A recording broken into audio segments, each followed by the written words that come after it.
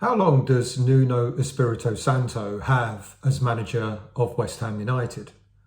There are some suggestions that the club will try to lure David Moyes back to the club, but that sounds really far-fetched right now. Why would Moyes want to go from Everton, who backed him during the transfer window, and despite sitting 14th in the league, are not in the sort of trouble West Ham currently find themselves in?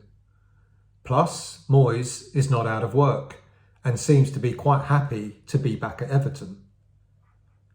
There are also stories suggesting that West Ham have agreed to bring in a new head of recruitment to work alongside Nuno, but a senior source has said that that won't be the case. It'll be Nuno who decides what players he needs when the January transfer window opens. And that in itself, the fact that the senior source has stated that Nuno will be selecting players in January, tells us that the club plan to back Nuno and no sacking will be happening anytime soon. But in order to give us some hope, Nuno does have to rethink the tactics that he has used in the last two games against Brentford and Leeds United. West Ham lost the game against Leeds inside the first opening 15 minutes, leaving the team chasing the game for the remainder of the evening. Leeds' opener came from a scramble in the box, and the second came from a corner where West Ham were out-muscled and again defended badly. However, after going 2 goals up, Leeds then went on to focus on holding on to the lead, which allowed West Ham to dominate possession. But despite taking the game to Leeds, we had very few openings and created very few clear chances. But the irony is that we did play better once Nuno made some crucial and enforced changes to the lineup. There's no denying that despite yet again poor lapses in our defending, the game was really lost because of Nuno's poor starting 11 and his poor tactic approach. After the poor team selection against Brentford, none of us thought that Nuno would go with an almost identical lineup and the same tactics again against Leeds, but he did just that. Nuno persisted without a recognised centre-forward, which cost West Ham a consistent focal point to occupy defenders, an inability to win second balls, and without that striker focus, we were unable to ping back the Leeds centre-backs. West Ham's attacking players lacked a reference man, reducing penetration in the final third and making it easier for Leeds to pass their way out of danger zones.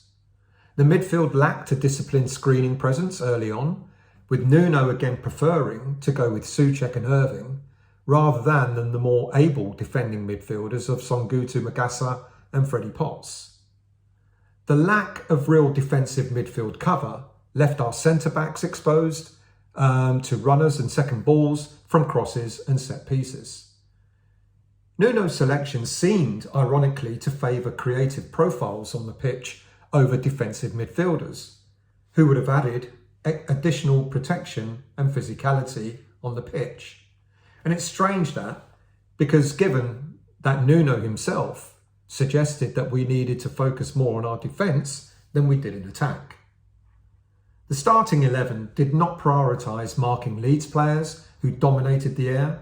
2 early goals and repeated corner problems underline the personnel chosen do not match the physical demands of dealing with Premier League set pieces. That was so evident when it was left to Lucas Paqueta to mark centre-back Joe Rodon, where Rodon's height and physicality was always going to win over. But the question that every fan wants to ask is, aside from what looked like a weak starting lineup and weak tactics, why has Nuno insisted on playing inverted fullbacks that clearly didn't work against Brentford and again didn't work against Leeds? I can offer a tactical analysis of why I think Nuno insists on this process. Not that it matters, because once Ollie Scholes went off injured and Callum Wilson was introduced up front, and with Aaron Wan-Bissaka moving over to the right, we all of a sudden began to look like a more organised and coherent team. But the damage was already done. We were losing 2-0 by then. Inverted fullbacks allow Nuno to overload central midfield with extra bodies, helping short passing and possession control. This philosophy prioritises midfield dominance and ball retention, but this was simply not happening. Nuno's setup assumes either wingers or defensive midfield rotations will provide an extra external width, freeing inverted fullbacks to support the centre. Which kind of answers why Diouf played further forward in front of Aaron Wan-Bissaka on the left, and why Somerville was put on the right ahead of Oli Scarles. Now, clearly Nuno has a team template from previous jobs that doesn't favour orthodox fullbacks, and he has shown a tendency to stick to this template, especially under pressure. But we do not have the players who can adapt to this system, and it's left them vulnerable and exposed. With inverted fullbacks, West Ham often lack true presence, allowing opposition wide players to exploit the channels behind them and to deliver dangerous crosses. Inversion demands discipline, covering runs from midfielders and wingers. West Ham's current lack of cohesion and slow pressing transitions meant that compensatory movements were frequently absent. So not only does playing inverted fullbacks impact on the two players who are asked to play in those positions, it also has an impact on the rest of the lineup. We're simply not accustomed to playing in this style. The system sacrifices defensive solidity against aerial and second phase dangers, which Leeds exploited within the first 15 minutes of the game. After the game, Nuno called the situation at West Ham a big challenge, saying the side did not deal with Leeds' early approach and that he was worried by the club's position, but is staying committed to the task ahead. His post-match comments were short and blunt, highlighting attitude and organisation as immediate concerns, rather than him blaming specific individuals.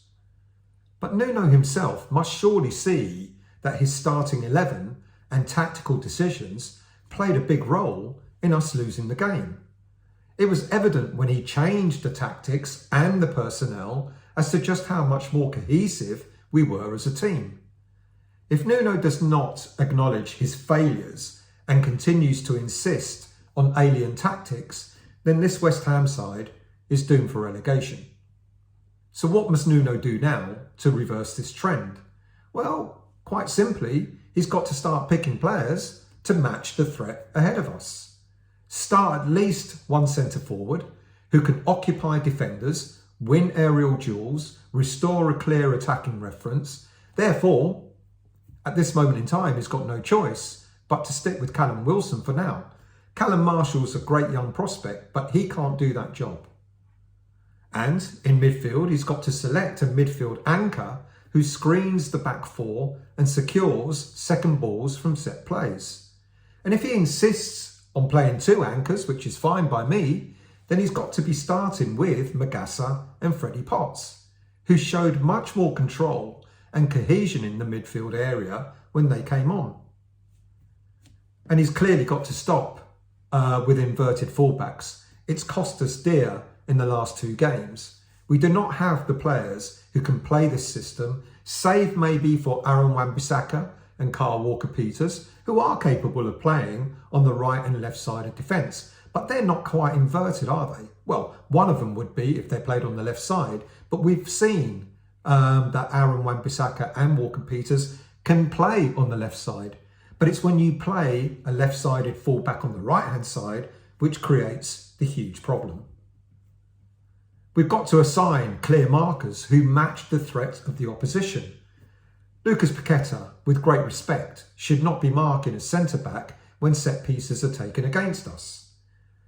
We've got to teach Max Kilman the basics in defending, especially in the area with his head. For one of Leeds' goals, Kilman jumped too soon, thus the ball floating over his head, leaving Rodon with a clear header on goal. A schoolboy error for a £40 million player. Or better still, perhaps it's time to drop Max Kilman from the starting lineup. He is not aggressive enough and doesn't do the basic things well. We don't have much choice in central defence, but Magassa has played there before So has Souček. Their height and ability might be better options to manage set pieces than the options that we currently have in central defence. I think it was Gary O'Neill who said that he had worked hard on Kilman during their time at Wolves on the fact that the player takes breaks during games and switches off. Well, that switching off is costing us dearly. And maybe it's time, as I said, to drop Kilman and to give Igor a chance to see what he's capable of. Nuno has signalled he is aware of the problems and accepts responsibility for the challenges ahead. This must mean that he should be prepared to return to more traditional lineups and tactics in much the same way that we kind of finished strongly against Leeds on Friday night.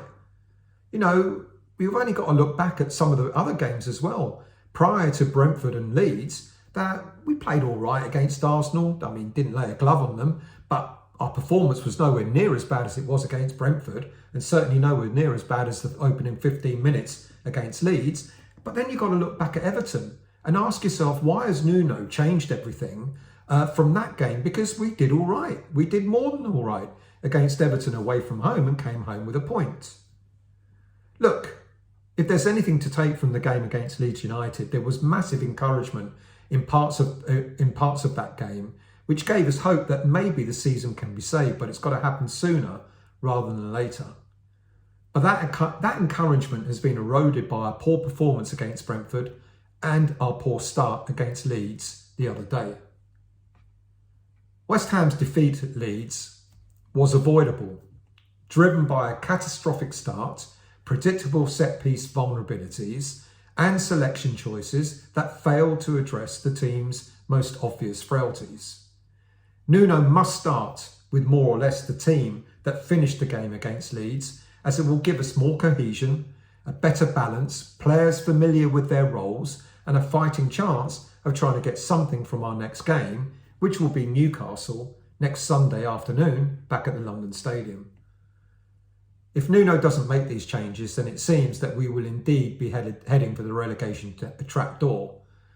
But if he does make the changes, maybe there won't be any talk about him losing his job, and it actually isn't too late, not yet, to start turning things around.